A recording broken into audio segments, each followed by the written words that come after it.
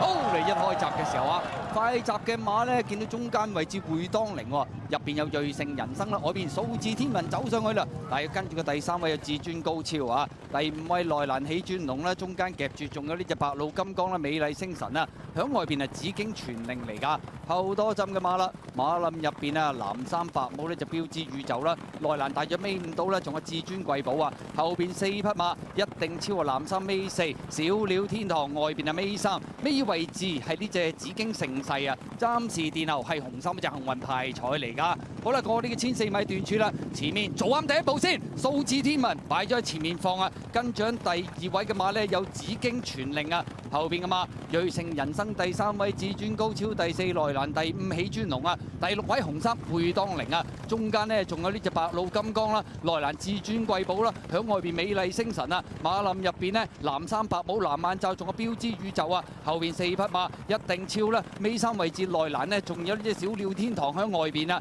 尾二位置係紫荊盛世啊，暫時殿後仍然係幸運派彩嚟㗎。好啦，過呢個800米段處咯喎，前面放馬呢，都仲係呢隻數字天文嚟㗎，跟住第2位有紫荊傳令啊，位置變動上面都唔大㗎啦，瑞盛人生啊跟住第3啦，至尊高超外邊第4埋邊，第5喜尊龍，第6位白鷺金剛埋邊，仲有至尊貴寶啊，後邊嘅馬咁啊有標誌宇宙褪咗啲喎，回當凌啊，等內蘭有一定超，中外檔上有呢隻紫荊盛世，揈咗去出邊追係小鳥天堂啊，最後300零米啦，前面數字天文仲有1個馬位優勢啊，見到中間位置白鷺金剛衝上嚟嘅勢相當凌厲啊，中間位置仲有紫荊傳令啊，外邊呢就紫荊盛世追啲啦，中檔位置仲有標誌宇宙埋邊喜尊龍啊，最後100零米白鷺金剛將後邊嘅對手拋甩，贏出今屆打比大賽第2名數字天文，第3名飛。